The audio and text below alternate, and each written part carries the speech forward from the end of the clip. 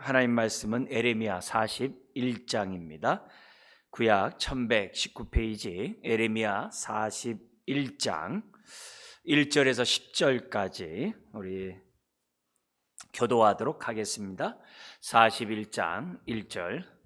일곱째 달에 왕의 종친 엘리사마의 손자요 느다냐의 아들로서 왕의 장관인 이스마일이 10사람과 함께 미스바로 가서 아이감의 아들 그데랴에게 이르러 미스바에서 함께 떡을 먹다가 느다냐의 아들 이스마일과 그와 함께 있던 10사람이 일어나서 바벨론의 왕의 그 땅을 위임했던 사반의 손자 아이감의 아들 그데랴를 칼로 쳐 죽였고, 이스라엘이 또 미스바에서 그데랴와 함께 있던 모든 유다 사람과 거기에 있는 갈대아 군사를 죽였더라.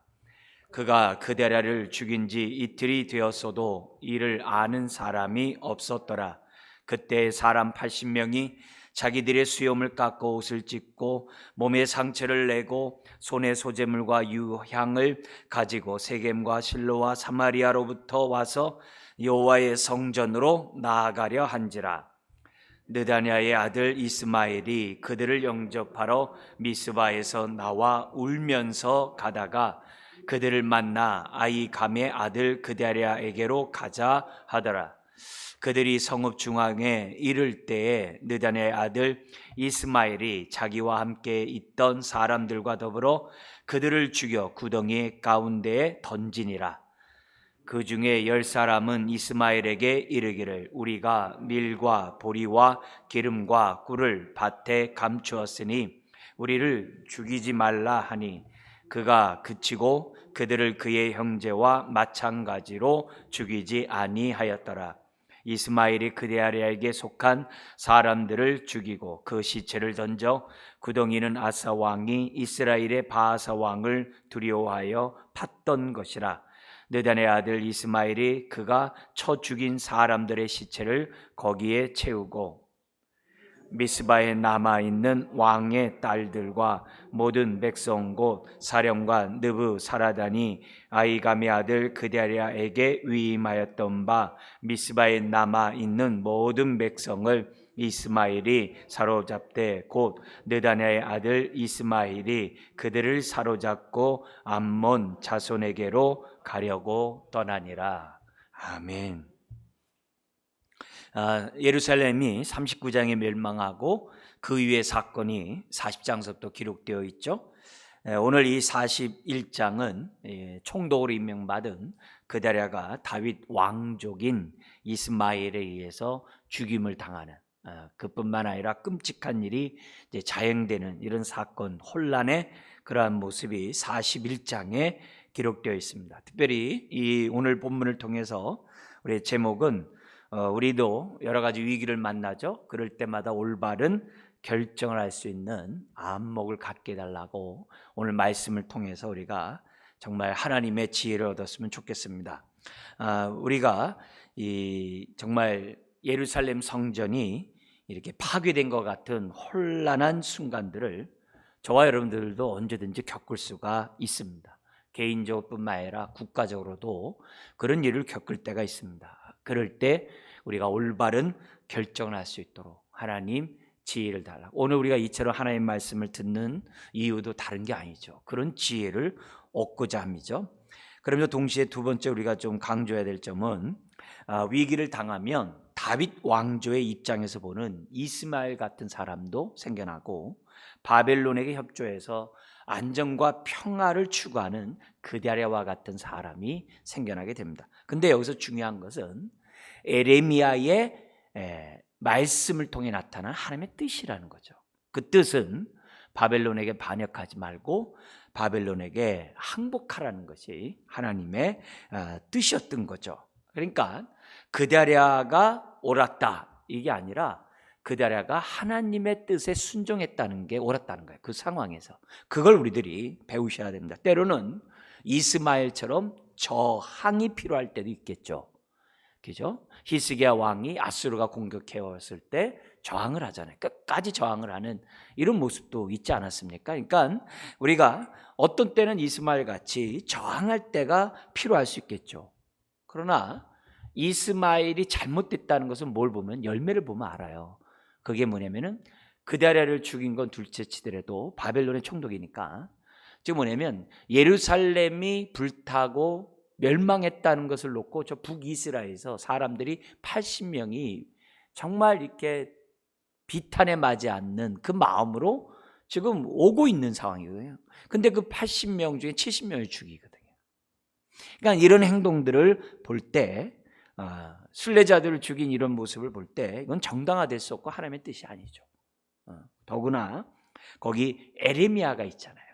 에레미야가 있는 그런 상황 속에서 이 이스마엘이 에레미야에게조차도 어떤 지혜를 구한 것도 아니거든요. 그러니까 이런 행동을 볼 때 그의 행동들은 정당화될 수가 없다는 거죠. 그러면서 세 번째 우리가 좀 강조해야 될 부분은, 항상 우리가 중대한 올바른 결정을 할 때마다 우리 안에 있는 두려움을 먼저 극복하자. 이게 굉장히 중요해요.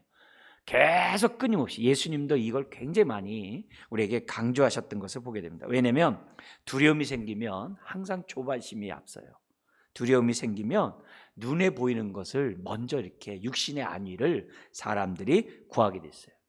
그리고 다른 사람이 안위에 안 들어와요. 안 보여요. 자신의 안위와 자신의 목적만 보임으로 편가르기 할 수 있어요. 내 편, 네 편. 그래서 굉장히 위험해요. 더구나 오늘 우리들이 살아가는 이 세상이 경쟁의 사회 속에 살아가고 있잖아요. 경쟁 속에서 우리는 어려서부터 이렇게 경쟁 속에 살기 때문에 암암리에 다 스트레스 받고 있거든요. 안 받는 사람이 거의 없어요. 다 이렇게 경쟁 속에서 우리가 이 세상 자체가 아주 피로한 세상이에요. 피곤한 세상이에요. 아주 스트레스에 놓여 있는 세상이에요. 이럴 때 이걸 우리들이 제거하지 않고 우리가 중대한 일을 결정한다? 일신상의 안위가 먼저 이렇게 추구할 수밖에 없다. 위험해요. 그뿐만이 아니에요. 우리가 사는 이 세상은 굉장히 경쟁 사회뿐만이 아니라 다 사람들이 다 이렇게 다 욕심이 있거든요. 사람들이 다 이기적이고 정력적이거든요. 네? 다 사람들이 그래요. 그렇기 때문에 우리가 있는 이 세상은 이렇게 호락호락하지가 않아요. 이용해 먹으려고 하고 자기 일에 빠른 사람들로 가득 차 있기 때문에, 더구나 그런 사람들이 권력을 잡고 있고 힘을 갖고 있다고 한다면은 세상이 어떻게 돌아갈지 모르거든요. 그러니까 이런 세상에서 우리가 깨어 있어야 되고, 이런 세상에서 우리가 올바른 결정해야 되고, 또 이런 세상에서 올바로 권력자들이 통치할 수 있도록 해야 되는 거죠. 지금 우리가 투명 사회를 얼마나 강조해요. 이거는 신뢰 사회로 가는 굉장히 중요한 첩견이거든요. 이건 투명 사회를 이루자 해가지고 서로 믿을 수 있는 신뢰 사회가 되자, 이러면 얼마나 좋아요. 근데 죄 많은 인간이 그렇게 안 해요. 죄 많은 인간은 투명 사회를 논하면서 모든 권력을 자기에 유익하게 하거든요. 이게 무서운 거예요.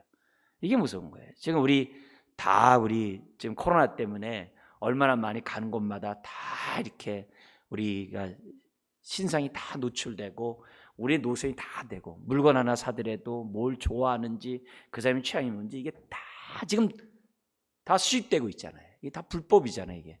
근데 이걸 통해서 이 죄 많은 인간이 가만 내비두겠어요? 탐욕이 있는 사람은 그걸로 더 사람을 통해서 돈을 벌려고 할 것이고 권력을 잡으려고 할 것이고 이 모양 저 모양 다 하거든요.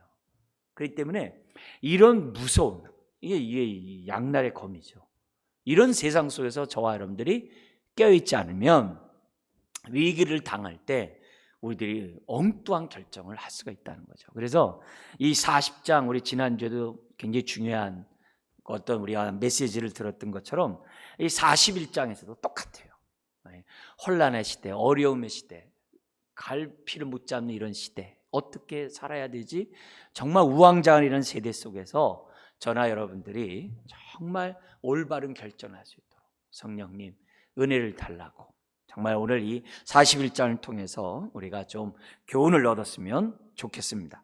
자, 먼저 1절 3절에 보면 총독으로 임명되었던 그다랴가 미스바에서 이제 피살을 되는데, 어떻게 피살을 되는지 오늘 본문에 나옵니다. 1, 2절에 보니까는 다윗의 왕족인 이스마엘과 그 일당에 의해서 피살이 됩니다. 왕족이기 때문에, 더구나 이스마엘은 왕의 장관이라고 그랬잖아요. 1절에. 그러니까 얼마나 환대했겠어요. 다윗 왕족의 장관이니까 얼마나, 어쨌든 나라는 이렇지만 얼마나 그런 높은 신분입니까? 옛날엔 감히 쳐다보지도 못하는 그런 신분이죠. 그러니까 당연히 만찬을 베풀었겠죠. 정성껏 대우했겠죠. 그러니까 여기서 이제 잔치가 벌어진 거죠. 근데 그 자리에서 2절에 뭐라고 하냐면은 밥을 먹는 그때, 1절 끝에 보면 떡을 먹고 있는 그때 그다랴를 죽이는 거예요. 그리고 같이 있었던 그다랴의 그러한 사람들, 그리고 남아있던 바벨론의 군대, 그 군대를 10명이서 순식간에 죽이는 거죠. 뭐 왜 죽였는지는 우리가 추측할 수 있죠. 뭐냐면은 바벨론에 항복했다는 거죠. 싸워야 되는데. 그리고 바벨론의 앞제비라는 거죠. 그런 마음을 가지니까 너 같은 자들 때문에 이 유다가 바벨론에 무너졌다는 거예요. 너 같은 배반자들 때문에, 너희들 같이 이렇게 했기 때문에. 그러니까 인간의 눈으로 본 거겠죠. 그러니까 앞에서도 그다랴가 무슨 얘기했어요? 바벨론에게 항복하면 편안하게 살 겁니다. 그 얘기를 했단 말이에요. 그러니까 왕족에게도 내가 총독으로 있는 한 당신이 바벨론에게 협조하면 당신들의 안위는 보장될 겁니다. 아마 이런 얘기를 했겠죠. 그러니까 이제 화가 나가지고 또 그 갖고 있었던 그런 것을 이제 참고 있다가 그 자리에서 죽였다라고 우리가 이제 생각해 볼 수가 있죠. 어쨌든 그것뿐만 아니라 3절에 그다랴뿐만 아니라 함께 있던 사람과 주변에 있는 사람들 다 죽이는데 이틀이 지나도 4절에 보면 죽은지를 몰라, 총독이. 그런 거 보면은 이 총독이 권위적이지 않고 총독이 굉장히 이렇게 평화롭게 나라를 이렇게 통치하고 있지 않았나. 어떻게 보면 총독인데 이틀이 지나도 죽었는데도 모르겠어요. 이 주변 사람들이 알 수 있는데 그런 걸 보면은 이 그다랴가 워낙 선비였으니까, 이 서기관이었잖아요. 그러니까 굉장히 어쨌든 그런 속에서 평안하게 통치했다라고 이제 볼 수가 있습니다. 그런데 앞에서도 우리가 봤듯이 40장에서 봤듯이 이 이스마엘은 암몬으로 도망갔다가 암몬 왕에 의해서 이렇게 온 자였거든요. 그러니까 그 요하난이라고 하는 그 군대 장관이 저 사람이 당신 죽이려고 하니까 조심하십시오. 내가 저 이스마엘을 죽일 테니까 제가 해달라. 근데 허락을 안 해주잖아요. 그랬다 지금 이게 피살을 당하는 사건이거든요. 그러니까 암몬에서 왔다는 것을 갖다 이미 요하난은 알고 있단 말이에요. 그러니까 이 어쨌든 이 이스마엘의 이런 행동도 만행은 자기는 왕족이라는 그러한 교만함도 있었고 또 암몬의 그런 계략에 의해서 또 이렇게 된 것도 있겠고, 반면에 지금 남아있는 그다랴를 비롯한 유민들은 다 배반자로 이제 봤다고 이제 볼 수가 있는 내용이죠. 자, 그런데 지금 여기 보면 우리가 지금 성경에 안 나와 있어요. 안 나오는 것 중에 하나가 뭐였냐면은 그럼 그다랴가 총독으로 얼마 정도 통치했을까? 그래서 586년에 3차 때 멸망했다라고 생각한다고 한다면 지금 요 성경에 지금 뭐냐면 에레미야 52장 30절에 보면은 무슨 사건이 있냐면 거기 지금 뭐냐면 바벨론이 또 와가지고 유다를 침공한 사건이 나와요. 3차 포로로 끌려간 게 아니라 5년 있다가 다시 유다를 공격해가지고 유다의 남은 자를 포로로 끌고 가는데 그때 그 기록이 뭐가 있냐면은 요세푸스라는 그 유대 사학자가 있어요. 그때 당시 기록하면서 바벨론이 모압과 암몬을 치기 위해서 왔고, 그때 연도가 뭐냐면 거기 연도가 나오거든. 느부갓네살 23년이라고 딱 기록이 돼 있어요. 거기 이 52장 30절에. 그러니까 느부갓네살 23년이라는 이 자체는 뭐냐면 3차 포로가 이루어지고 3차 침략이 이루어지고 5년 후거든요. 그때도 와서 유대 사람들을 포로로 한 거 보면 대략 5년 정도 그다랴가 총독으로 있었고 나라는 안정되게 돌아가고 있고 풍년, 우리 40장에서 본 것처럼 풍년에 그런 시기를 갖다가 맞이해야 한다고 우리들이 추측할 수가 있는 거죠. 그래서 1차, 2차, 3차만 바벨론의 침략 속에 포로만 있는 게 아니라 어떻게 보면은 4차죠. 물론 이제 예루살렘 중심으로 얘기하면은 3차입니다만 4차에 걸쳐서 지금 뭐냐면 거기 보면 745명 장정만 포함한다고 숫자 쟀을 때 745명 끌려가거든요. 그러니까 굉장히 끔찍한 이런 일이 또다시 이제 자행돼. 왜? 자기 총독이 죽었는데, 자기 병사가 죽었는데 어떻게 바벨론 왕이 가만히 있겠어요? 그냥 군대를 보내가지고 또다시 공격했다는 게 예레미야 52장에 나오고 있습니다. 자, 그러니까 여기서 우리 입장에서 좀 적용해 본다고 한다면, 항상 지도자들은 일신 자기 자신만 생각하면 안 돼요.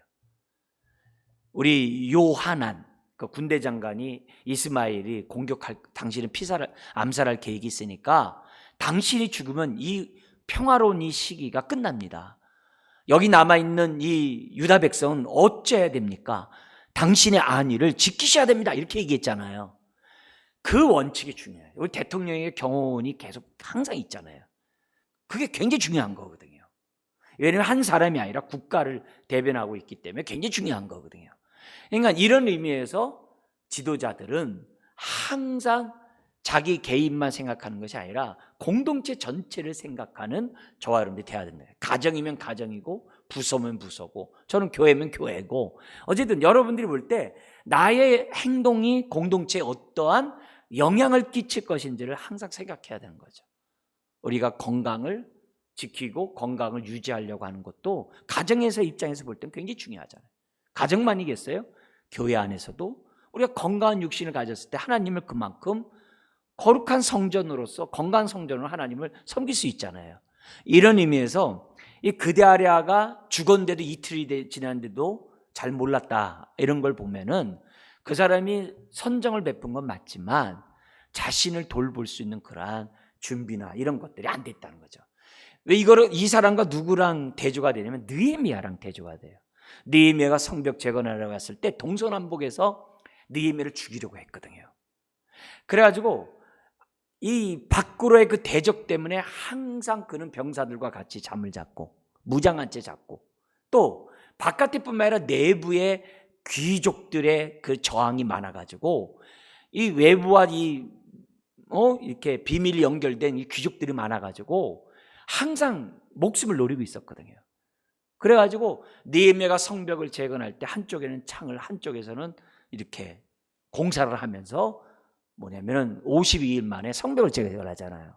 안팎의 이 어려움을 느헤미야는 항상 정말 깨어서 모든 것들을 준비하면서 자기 성벽을 완성하거든요. 그런 의미에서 그데아랴의 이런 모습을 보면서 너무 안타까워요.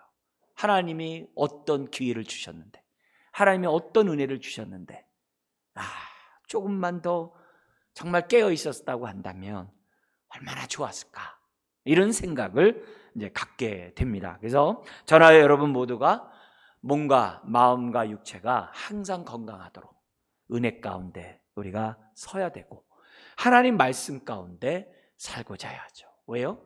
그것이 우리가 영육간의 강건함을 얻을 수 있는 지름길이거든요. 그러니까 가장 그런 삶들을 지속적으로, 여러분 이렇게 수요일 날 나와서 예배 드리는 게 한편은 뭐예요? 여기서 딴 생각하고 뭐 형식적으로 하면 죄 짓는 시간입니다만, 정말 하나님을 경외하는 가운데 이 자리에 앉아있다면 뭐예요? 죄를 안 짓는 시간이거든요. 이게 굉장히 중요한 일이거든요. 그러니까 우리는 어떠하든지 간에 우리의 몸과 마음을 정말 주님 앞에 드리기를 힘쓰는 저와 여러분들이 돼야 되거든요. 이런 시간을 통해서 시간의 주인이 다시 한번 하나님이신지를 생각하고 우리가 귀하게 주의 뜻 가운데 우리 시간들을 써야 되지 않겠습니까? 그러니까 이런 시간들을 통해서 더욱더 우리의 몸과 마음이 정말 건강해질 수 있다고 한다면 할렐루야죠. 자, 그러면서 4절부터 10절에 보니까 이 왕족 이스마엘이 총독을 죽인 후에 또 어떤 만행을 하냐면, 저 북쪽에서 예루살렘이 멸망한 걸 보면서 지금 뭐예요? 순례하러 왔던, 정말 수염을 깎고 유대인들의 수염을 깎는다는 건요, 이건 아주 끔찍한 아주 그냥 슬픔 표현한 거거든요. 옷을 찢고 몸에 상처를 내고 손에 소재물과 유황을 가지고 세겜과 실로와 사마리아부터 성전으로 가는 거예요. 그러니까 북이스라엘의 남은 자들이에요. 아수르에게 끌려가고 남아있는 그 비참한 그런 북이스라엘에 남아있는 자들이에요. 그런 후손이에요. 그래도 그 사람들은 소망을 두면서 지금 북쪽에 살았던 거죠. 특별히 절기 때는 남쪽에 내려와가지고 하나님께 예배를 드리고 아마 올라갔었을 거예요. 근데 이들이 거기에 소식이 듣게 됐을 때 얼마나 비탄의 마음으로 성전이 무너졌으니까 왔겠습니까? 그런데 이스마엘이 그들이 온다는 얘기를 딱 이렇게 듣고 지금 자기도 슬프다는 그런 울음과 그 모습으로 아주 간교하게 그 사람을 꾀가지고 뭐라고 얘기하냐면은 우리 총독에게 가자는 거예요. 아마 여기에서 총독에게 하면서 그 얘기도 총독을 두둔하고 총독의 편에 대해서 다 거기서 뭐냐면 자기 편, 이스마엘 편이 아니라 저 바벨론에게 항복한 그런 적의 편이라고 아마 생각했던 것 같아요. 그래가지고 우리 한번 시험해 본 거죠. 총독에게 가자. 근데 가는 도중에 자기 무장했던 그 10명 있잖아요. 10명들이 급습해가지고 거기서 70명 죽이고 80명, 70명 죽이고 10명은 뭐냐면 당신네들을 섬길 테니까 우리를 살려달라고 해요. 그러니까 바벨론 편이 아니라 당신들을 섬기겠다라고. 그게 이제 8절에.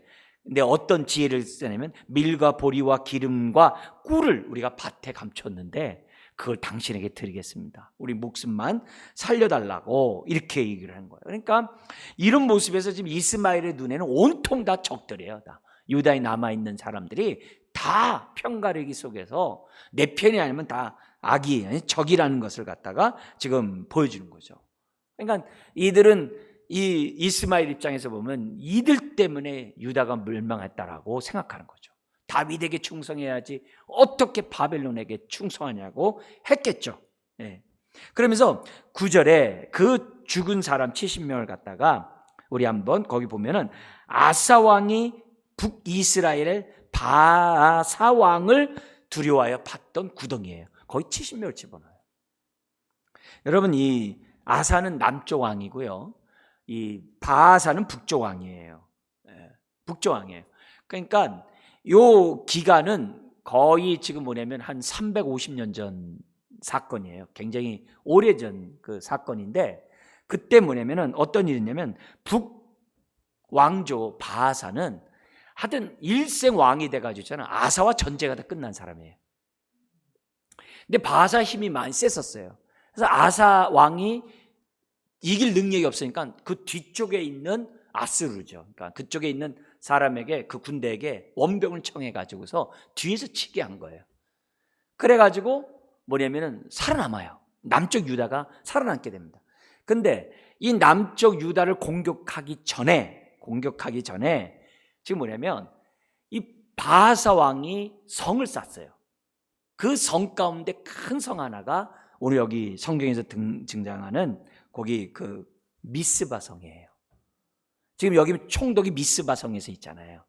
미스바 성을 쌓다 말은 그 건축재를 가지고서 이 미스바 성을 갖다가 재건합니다. 그뿐만 아니라 그 옆에 또 게바성을 갖다가 이렇게 세워가지고 북왕조와 이렇게 경계, 이 남유다를 이렇게 보호하기 위한 전략적 요충지로 두 성을 쌓거든요. 바사 왕이 건축하려다가 만 그것을 갖다가 해놓은 거예요. 그때 바사 왕이 무서워서 아사가 파놨던 그곳에다가 지금 뭐냐면 시신 다 집어넣는 끔찍한 일을 벌어지는 거죠. 그리고 나서 어떻게 돼요? 남아있는 유민들을 데리고 암몬으로 도망가려고 한 거예요. 기가 막힌 그런 모습이 이제 10절에 한 거죠. 어떻게 다윗 왕조라는 왕조의 후손이 사람들을 죽이고 유민들을 포로로, 그것도 뭐예요? 암몬으로 끌고 갈 수 있냐 이게요. 어떻게 이럴 수 있냐. 이런 행동을 통해서 더 이상 다윗 왕조는 유다 백성에게 백해무익한 왕조가 되는 거예요. 조금이라도 선한 모습이 없는, 인간을 통해서 어떤 구원의 역사가 일어날 수 없는 아주 밑바닥을 다 보여주는, 그리고 시드기왕은 이미 두 눈 뽑히고 포로로 끌려가지고 죽잖아요. 그죠? 아주 그런 모습을 갖다가 보게 됩니다. 그러니까 이 이스마엘의 만행을 보면 기가 막힌 거죠. 총독도 죽이죠. 순례자도 죽이죠. 남아있는 유민까지 포로로 끌고 가죠. 어떻게 그럴 수 있는가? 여러분, 하나님의 은혜를 떠나면 얼마든지 이럴 수 있다는 거예요.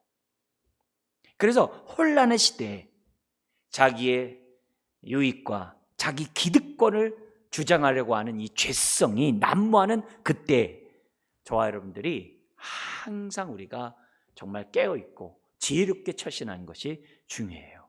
이게 혼란의 시대에는 사실 아주 강력한 법이 필요하죠.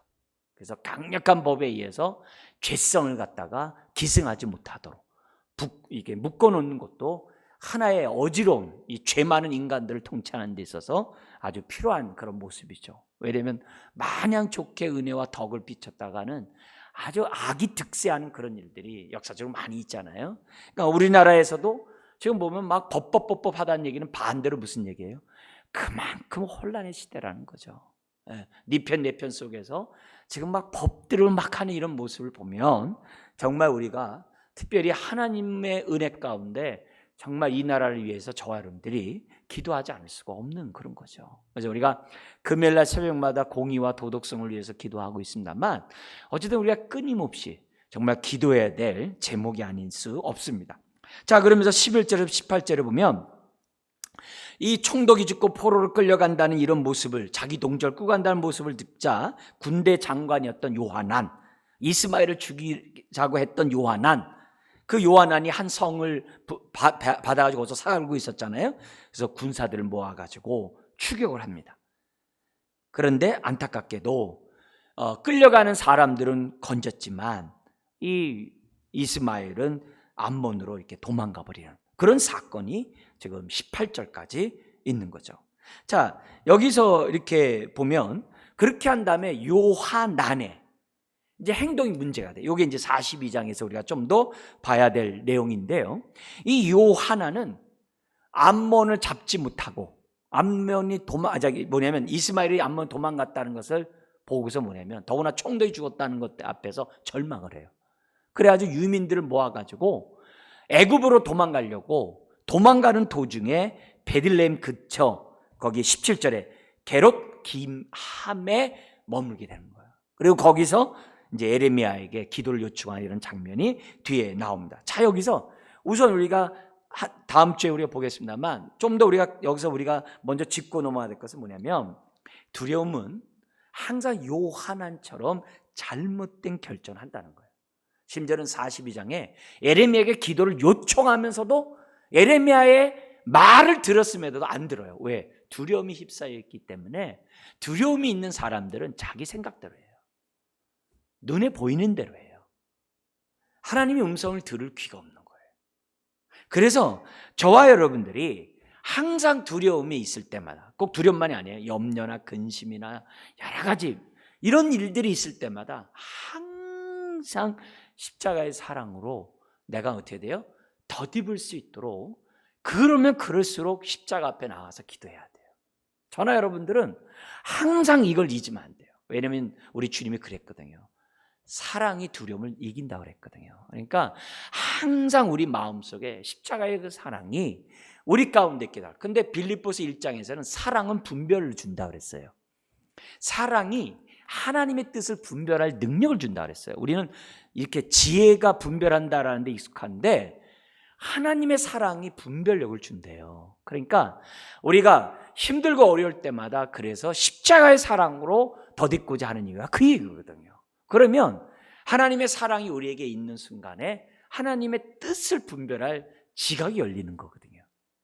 이 성경의 원칙을 저와 여러분들이 정말 주목해서 내 마음속에 꼭 이렇게 간직하고 위기를 당할 때 두려움 가운데 잘못된 요한한가 행동을 해서는 안 돼요. 심지어는 에레미야에게 뭐라면 당신이 하나님께 그래요. 자기 하나님도 아니에요.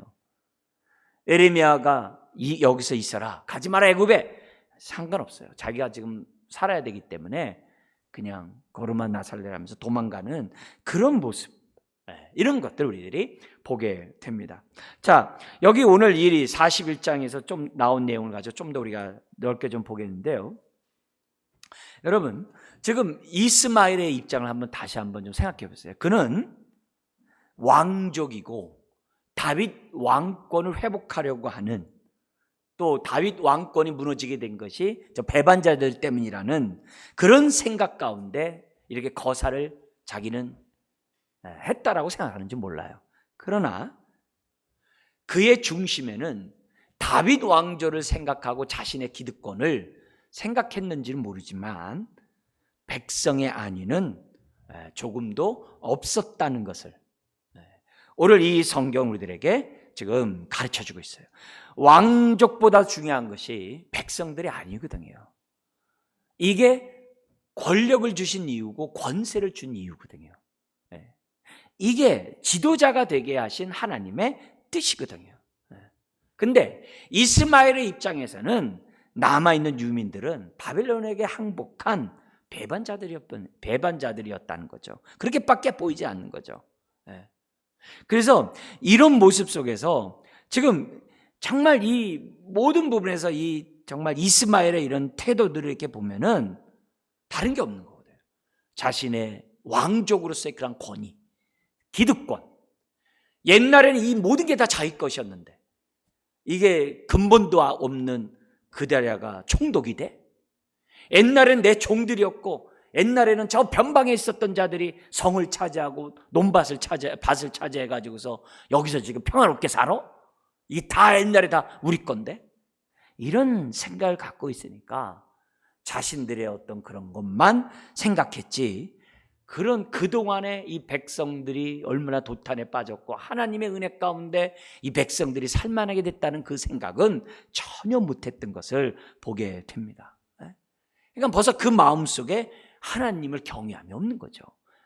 그러니까 이 왕족들이 우상 숭배하고 불의와 불법을 행했다라고 앞에서 얘기하는 거 아니겠어요? 그러니까 그렇게 살았기 때문에 온통 국가의 기강만 세운다고 그러고 질서만 세우고 통제만 강요했지 백성들의 그런 아픔들에 대해서는 헤아리지 못하는, 이미 참된 목자가 아니라 싹군인 거죠. 여러분, 싹군과 참된 목자의 차이점이 뭐죠? 분별하는 기준이 뭐죠? 목자에게 있는 게 아니에요.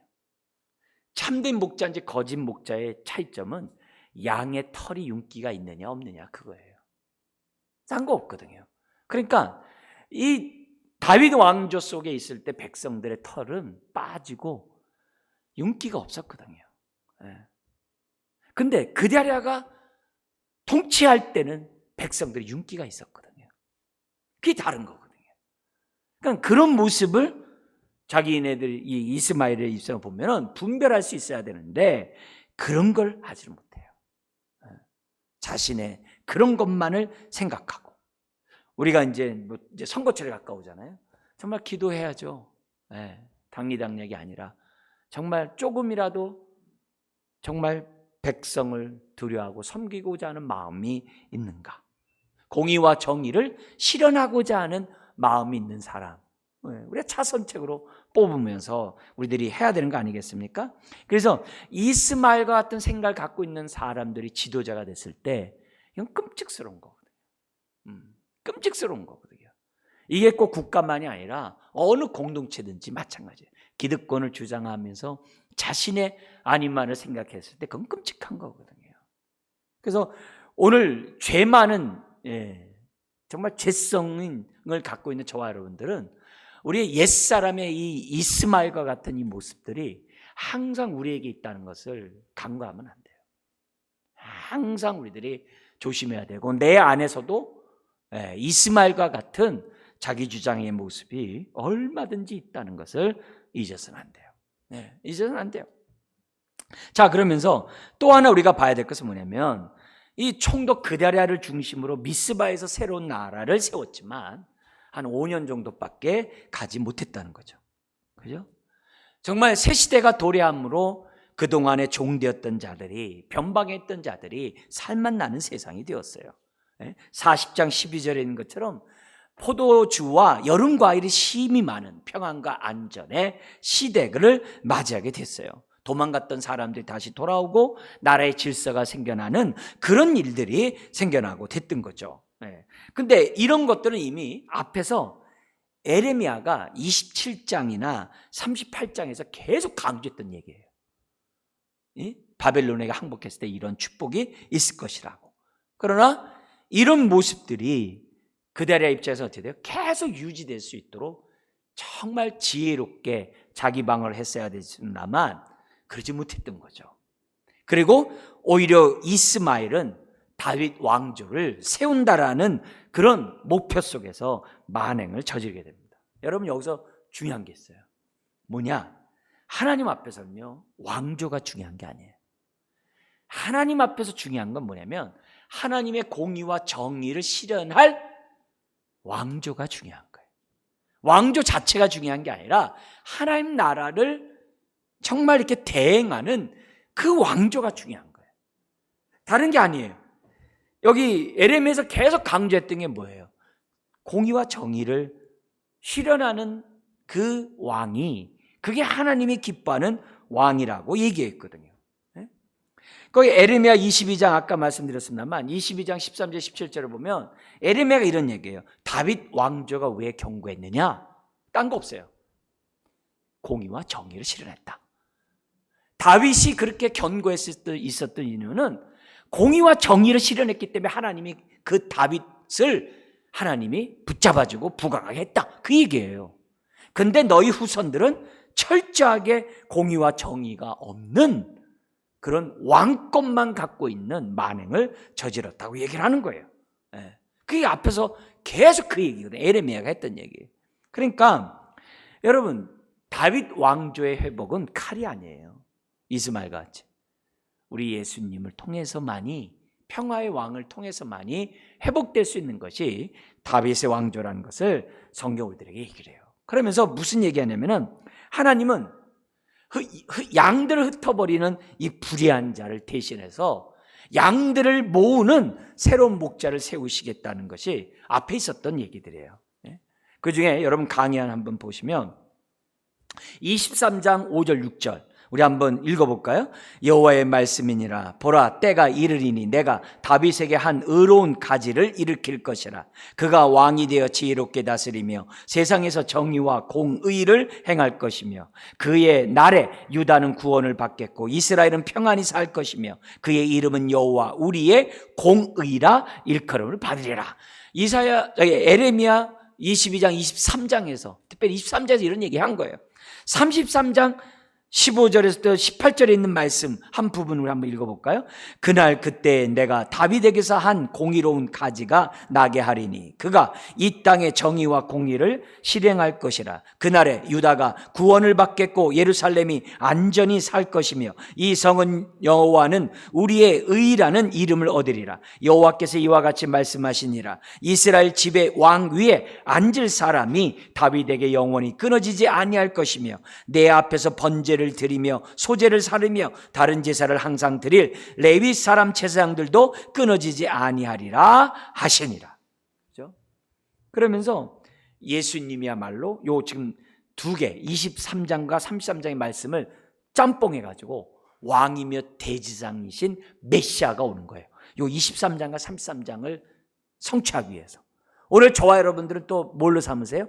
왕 같은 제사장으로 삼으신 거예요. 왜 그렇게 삼아요? 공의와 정의를 실현하는. 그래서 우리들 때문에 지금 뭐예요? 고통당해 있는 사람들이 자유를 얻도록. 그 얘기예요. 그래서 예수님의 친구들이 다 뭐예요? 죄인과 세리의 친구들이에요. 예수님이 이 땅에서 오셨다는 일들이 뭐예요? 다 가난한 자들이 부여함을 얻는 거예요. 오늘 저와 여러분들이 하나님의 은혜를 받고 하나님의 백성이 된 이유는 다른 게 아니거든요. 공의와 정의를 행함으로 정말 하나님 나라가 사람들에게 임할 수 있도록 하는 저와 여러분들의 삶을 살아야 한다는 거예요. 근데 에레미야에서 계속 강조하는 바는 뭐냐? 이 다윗 왕조가 자기 조상 다윗처럼 공의와 정의를 실현하지 않았다, 이게. 대표적인 게 오늘 이 본문에서는 이스마엘이 나오는 거예요. 다윗 왕조의 그 후손인 이스마엘의 이 잘못된 행동이 나오고 왕권만 지키려고 했지 정의와 공의는 없는 거예요. 네? 여러분, 우리나라의 통치자들이 자기의 직분만 지키지 백성들을 향해서 섬기는 자로 공의와 정의를 실현하지 않는 지도자가 되지 않도록 우린 정말 기도해야 돼요. 백성들이 그 어떤 고통 속에 빠지지 않도록 기도해야 될 그런 내용인 거죠. 그렇지 않으면 이렇게 하나님의 은혜 가운데 주어진 그 정말 얼마나 평화와 안전의 시기입니까? 그대라 때문에 그 5년이라는 그 세월 동안에 얼마나 아름다운 저거예요. 근데 완전히 풍비박산 나잖아요, 한순간에. 그래서 요 사건이 나중에 그 뭐냐면 에스라, 느헤미야 그리고 다니엘서에 보면요, 오늘 이 사건과 연관된 기도 제목들이 쭉 나와요. 그 얘기를 좀 더 여러분들에게 제가 좀 소개하도록 할게요. 바벨론 포로에서 귀환한 때나 포로로 갔을 때 유다 백성들이 과거 행적에 대한 그 회개가 나와요. 근데 그 회개의 내용이 공의와 정의를 실현하지 않은 것에 대한 회개예요. 제가 세 사람을 좀 등장시켜서 이 지면이 없어가지고 그 성경 구절을 갖다가 다 여러분들이 써주지 못했는데 제가 한번 읽어드릴게요. 여기 보면은 에스라 학사가 2차 귀환을 했잖아요. 귀환을 했는데 이렇게 봐도 여전히 뭐냐면 우상숭배하고 통혼, 이방인과 통혼을 하는, 그 당시 이방인과 통혼한다는 얘기는 우상숭배를 한다는 얘기예요. 지금 다시 바벨론에서 포로에 끌렸던 자들이 가나안 땅으로 돌아왔는데, 이 70년대까지 돌아왔는데 여전히 그들은 뭐예요? 율법을 떠난, 하나님의 말씀을 떠난 정말 그런 삶을 살아가고 있는 거예요. 그래서 거기 보면은 이제 에스라가 그 9장 1절부터 15절에 하나님 앞에 회개 기도를 해요. 그 많은 지면에 회개 기도 나와요. 거기에 일부분을 잠깐 읽어드린다면 이겁니다. 우리가 불쌍히 여김을 잊고 소생하여 성전을 세우게 하시며 그 무너진 것을 수리하게 하시며 유다와 예루살렘에서 우리에게 울타리를 주셨나이다. 우리 하나님이여, 이렇게 하신 후에도 우리가 주의 계명을 저버렸사오니 이제 무슨 말씀을 하오리까? 이로 말미암아 주 앞에 한 사람도 감히 서지 못하겠나이다 하니라 하면서 막 우는 거예요. 그러니까 여기에 그 돌아왔던 통혼하고 우상 숭배하던 자들이 그 에스라 학사의 이 회개에 자기들도 어떻게 돼요? 깨달음을 입고서 이방 사람과 결혼했던 자들이 다 헤어지고 하나님 앞에 올바로 서고자 하는 그런 부흥운동이 에스라 학사를 통해서 이루어집니다. 그리고 그 다음에 성벽이 재건이 돼요. 그럼 성벽이 느헤미야를 통해 재건됩니다. 되는데 또 요때 되면 좀 더 어떻게 돼요? 백성들이 또 좀 계속 하나님 말씀 가운데 순종의 삶은 얼마 좋겠어요. 근데 또 그게 또 얼마 못 가요. 그래가지고 느헤미야가 성벽을 재건한 다음에 뭐 얘기하냐면 에스라 학사를 다시 세워가지고서 뭐냐면 율법을 낭독하게 해요. 낭독하게 한 다음에 하나님 앞에 다시 한번 정말 회개하고 정신무장하도록, 여기에 그 뭐냐면 느헤미야의 그 백성들을 향해서 회개하는 장면이 나옵니다. 그게 9장 10장에 나오는데요, 제가 한 부분 읽어드릴게요. 아브라함을 택하시고 가나안 땅을 주신 주여, 그러나 이 백성은 율법을 등지고 주께로 돌아오기를 권면하는 선지자들을 죽여 주를 심히 모독하였나이다. 주의 크신 긍휼로 그들을 아주 멸하지 아니하시며 버리지도 아니하셨사오니 주는 은혜로우시고 불쌍히 여기시는 하나님이십니다. 그러나 우리가 이 아름다운 소산을 누리게 하신 땅에서 우리가 아직 죄가 많이 있나이다. 우리 죄로 말미암아 주께서 우리 위에 세우신 이방 왕들이 이 땅에 많은 소산을 얻고 그들이 우리 몸과 가축을 임의로 관할하오니 우리의 곤란이 심하나이다. 지금 너무나도 압제 가운데 있다라고 탄식하는 거예요. 그래서 뭐라면 이제는 맹세하옵나니 율법에 따라 우리가 살겠습니다. 그러니까 또 회개하고 또 하나님께 돌아서는 그런 모습이 나와요. 그러니까 참 쉽지 않은 이런 부분들이에요. 한 가지 더, 한 사람 더 얘기한다. 다니엘입니다. 다니엘서 9장에서 보면 다니엘이 금식하면서 하나님께 회개한 내용이랍니다. 거기 보면 이렇게 나옵니다. 내가 금식하며 기도하며 간구하기를 결심하고 우리는 이미 범죄하여 패약하며 행악하며 반역하여 주의 법도와 규례를 떠나 싸우며 말씀하신 것을 듣지 아니하였나이다. 주의 공의는 주께로 돌아가고 수치는 우리 얼굴로 돌아옴이 오늘과 같아서 유다 사람들과 예루살렘 거민들과 이스라엘이 가까운 곳에 있는 자들과 또한 먼 곳에 있는 자들이 다 주께서 쫓아내신 각국에서 수치를 당하여 싸우니 이는 그들이 주께 죄를 범하였나이다. 우리가 주 앞에 간구함난 것은 우리의 공의를 의지하여 하는 것이 아니요 주의 큰 긍휼을 의지하여 함이나이다. 주여 용서하소서. 그러니까 이런 모습 속에서 이렇게 보면 정말 이 하나님의 공의와 정의 가운데 나라가 올바로 서는 것이 얼마나 중요한지를 우리에게 지금 가르쳐주고 있어요. 그래서 오늘 주께서 우리에게 은혜를 베푸셨을 때, 또 그리고 어려움과 고통 가운데 있을 때 우리가 행여나 이스마엘처럼 행동하는, 악행을 행동하는 저와 여러분들이 되어서는 안 돼요. 왕조만 세우는 것이 중요한 게 아니라 정말 그 마음속에 그의 삶을 통해서 공의와 정의가 나타나서 정말 백성들이 하나님의 은혜 가운데 살아갈 수 있도록 하는 그런 결정들을 할 수 있는 우리가 돼야만 한다는 거죠. 그래서 오늘날에도 지금 우리는 굉장히 어려움 속에 살아가고 있죠.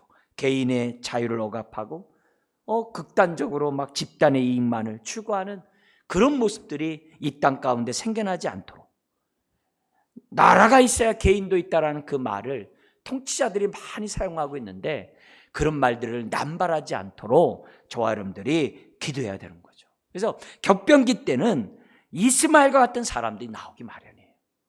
정말 우리가 조심해야 되고 하나님 앞에서 편협된 시각, 이기적인 시각으로 살아가지 않도록 도와달라고.